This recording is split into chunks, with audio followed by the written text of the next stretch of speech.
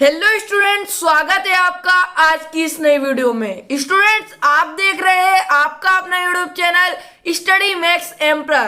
तो स्टूडेंट्स, आज की इस नई वीडियो में हम कक्षा 11वीं के सभी स्टूडेंट्स के लिए त्रैमासिक परीक्षा विषय रसायन शास्त्र का पेपर लेकर आ चुके हैं। जी हाँ स्टूडेंट्स, आपने बिल्कुल सही सुना।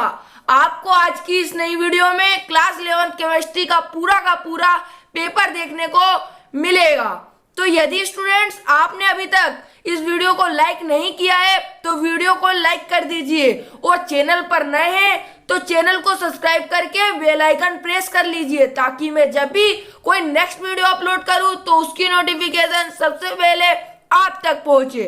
तो चलिए स्टूडेंट्स, वीडियो को स्टार्ट करते हैं।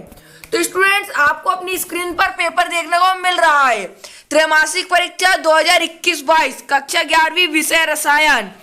इसमें आपको पहले कुछ निर्देश दिए रहेंगे। सभी प्रश्न अनिवार्य है।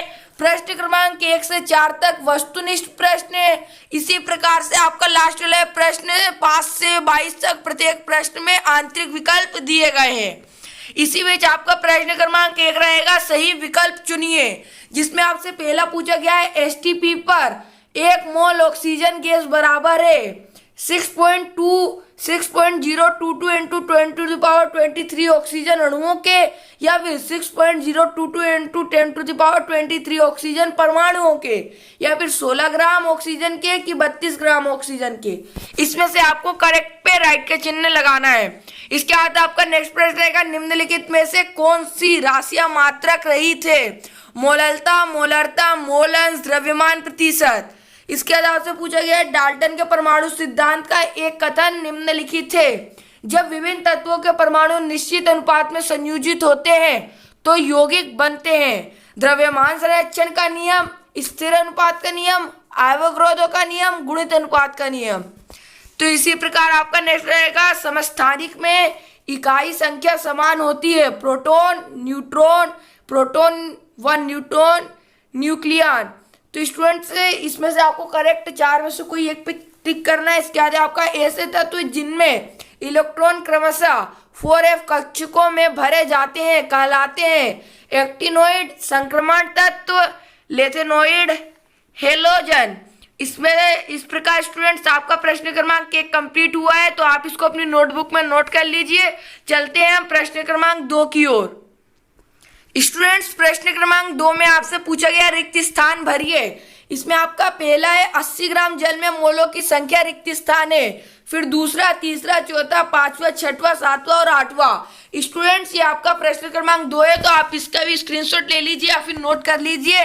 इसके बाद आपका प्रश्न क्रमांक 3 है, सही जोड़ी बनाइए। इसमें आपको सही जोड़ी बनानी है। ए कॉलम के सभी तत्व बी कॉलम में मिलाने हैं, तो इसकी भी आप स्क्रीनशॉट ले लीजिए। अब आपका प्रश्न क्रमांक 4 है, एक वाक्य शब्द में उत्तर दीजिए। परमाणु द्रव्यमान की मानक इकाई क्या है? शुद्ध जल की मोलरता कितनी है? डी ब्रोगली समीकरण लिखिए।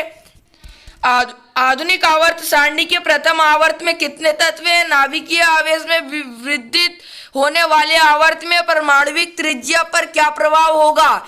LCaO का पूरा नाम क्या है? लोहा तांबे को उसके लवण के विलयन में से क्यों विस्थापित करता है? इसके बाद आपका 8वां, तो आप इसकी भी स्क्रीनशॉट ले लीजिए। अब हम चलते हैं प्रश्न क्रमांक 5 की ओर, जिसमें आपसे पूछा गया है स्थिर अनुपात का नियम लिखिए, या फिर स्थिर अनुपात का नियम क्या है? इसके अंत में गैल्यूसेक का गैस आयतनों संबंधित नियम लिखना है। फिर आपका है प्रश्न क्रमांक 6, सीमांत अभिकर्मक क्या है, या फिर सार्थक अंक का निकटतम कैसे करते हैं? प्रश्न क्रमांक 7 है, गुणित अनुपात का नियम, या फिर मोल क्या है? परमाणु क्रमांक किसे कहते हैं? द्रव्यमान संख्या किसे कहते हैं? प्रश्न क्रमांक 9, प्रश्न क्रमांक 10 और प्रश्न क्रमांक 11। इसके बाद आपका प्रश्न क्रमांक 12 भी है, तो आप इनकी स्क्रीनशॉट ले लीजिए। अब हम चलते हैं प्रश्न क्रमांक 13 की ओर।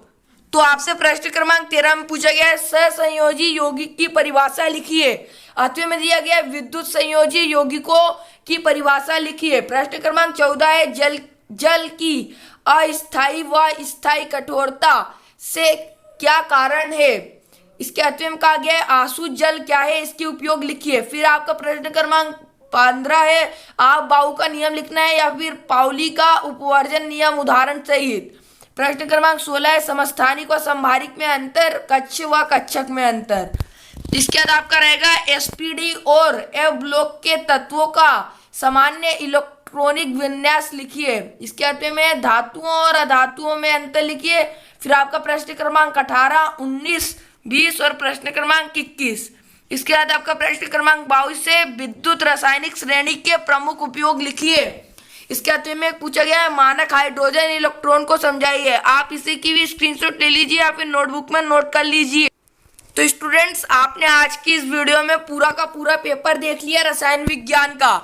तो हमें उम्मीद है आपको वीडियो पसंद आई होगी। यदि वीडियो पसंद आई है तो इस वीडियो को अपने दोस्तों के साथ ज़्यादा से ज़्यादा शेयर कर लीजिए स्टूडेंट्स, क्योंकि ये पेपर आपकी एग्जाम की दृष्टि से मोस्ट इम्पोर्टेंट है। तो स्टूडेंट्स, मिलते हैं नेक्स्ट वीडियो में। तब तक के लिए जय हिंद, वंदे मातरम।